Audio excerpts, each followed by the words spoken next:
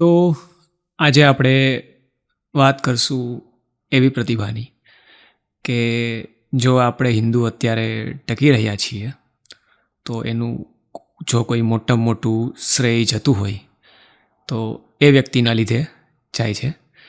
જોકે વ્યક્તિ શબ્દ વાપરવો પણ એક થોડુંક અજીબ લાગે છે, પણ હું જ્યારે સ્ટાર્ટિંગ કરું છું ત્યારે કહેવા માટે આવી વાત થાય છે. તો આજે આપણે વાત કરશું કે આચાર્ય શંકર, કે જેને લોકો આદિ શંકરાચાર્ય તરીકે પણ ઓળખે છે. તો શું હતું ખાસ એમ કે આ વ્યક્તિનું નામ, જો હિન્દુ ધર્મની વાત આવે, સનાતન વૈદિક ધર્મની વાત આવે તો આચાર્ય શંકર વગર આ વસ્તુ પૂરી થાય નહીં.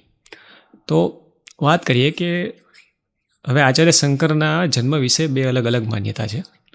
અમુક તબક્કો એવું માને છે કે આચાર્ય શંકરનું જન્મ ઈસા પૂર્વે 5મી સદી પહેલાં થયું હતું, અને અમુક લોકો એવું માને છે, મોટાભાગના હિસ્ટોરિયન કે ઇતિહાસકારો એવું માને છે કે આચાર્ય શંકરનો જન્મ 8મી સદીમાં થયેલો હતો.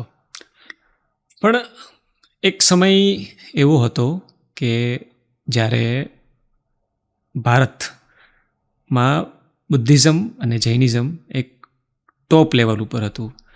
હિન્દુ ધર્મ આખું એક કહેવાય ને ડિક્લાઇન ઉપર ચાલતું હતું. ડિક્લાઇન એટલે કે પતન તરફ ચાલતું હતું, અને ઓલરેડી હિન્દુ ધર્મ બહુ બધા નાના નાના સંપ્રદાયમાં વહેંચાયેલું હતું. એમ કહેવાય ને કે કોઈ એક ધર્મનું પતન થાય એવી સ્થિતિમાં હિન્દુ ધર્મ ચાલતો હતો. પણ કહેવાય છે કે ભારતમાં જ્યારે જ્યારે પણ આવું પ્રોબ્લેમ આવે છે ત્યારે ભારતમાં એક વિલક્ષણ પ્રતિભા જન્મ લે છે એમ હિન્દુ ધર્મને બચાવવા માટે. અને આવા જ ટાઈમે જન્મ થાય છે આચાર્ય શંકરનો, એમ કે જગતગુરુ આદિ શંકરાચાર્યનો. કહેવાય તો એવું છે કે જગતગુરુ આદિ શંકરાચાર્ય એક શિવના જ એક રૂપ હતા. તો આજે આપણે જાણીએ કે ટૂંકું જાણીએ આપણે શોર્ટમાં કે શું હતા, શું કરેલું એના જીવનકાળમાં. જોકે મારા જેવા વ્યક્તિની એટલી છે નહીં કે હું એક નાના વસ્તુમાં આચાર્ય શંકરની જીવનને વર્ણવી શકું. તો કહેવાય આચાર્ય શંકરનો જન્મ એવી રીતે થયેલો કે માતા પિતાને ભગવાન શંકરે પુત્રની પ્રાપ્તિ નથી થતી. તો માતા પિતાએ ભગવાન શંકર સપનામાં આવ્યા અને એવું કીધું કે તારે, આવી કહાની છે કે માતા પિતા મીન્સ સપનું આવે કે તને કાં તો એવો પુત્ર મળશે કે જે એકદમ વિલક્ષણ પ્રતિભા હશે અને પણ જીવશે બહુ ટૂંકું, અને બહુ બધા પુત્ર જોઈએ છે કે જે એટલી બધી મોટી પ્રતિભા નહીં હોય પણ જીવશે વધારે.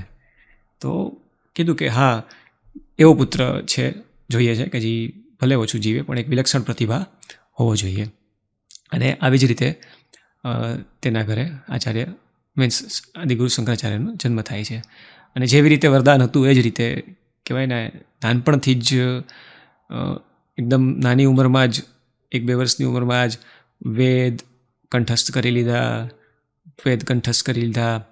બધું કંઠસ્થ કરી લીધું એમ. પણ કેવું હતું કે ભાઈ આખરે તો થવાના હતા સંન્યાસી, એટલે કીધું. અને પણ કહેવાય કે આ આચાર્ય શંકરની પ્રતિભા જોવા માટે એના પિતાજી જીવિત ના રહી શક્યા, અને કહેવાય છે કે આચાર્ય શંકર જ્યારે 3 વર્ષના હતા ત્યારે જ પિતાજીનું અવસાન થઈ ગયું. તો 5 વર્ષમાં તો આચાર્ય શંકર બધું જ કમ્પ્લીટ કરી લીધું, અને કહેવાય ને એક વિલક્ષણ પ્રતિભા કે વેદ ઉપવેદ બધી શાખા અને બધું કંઠસ્થ કરી લીધું એમ.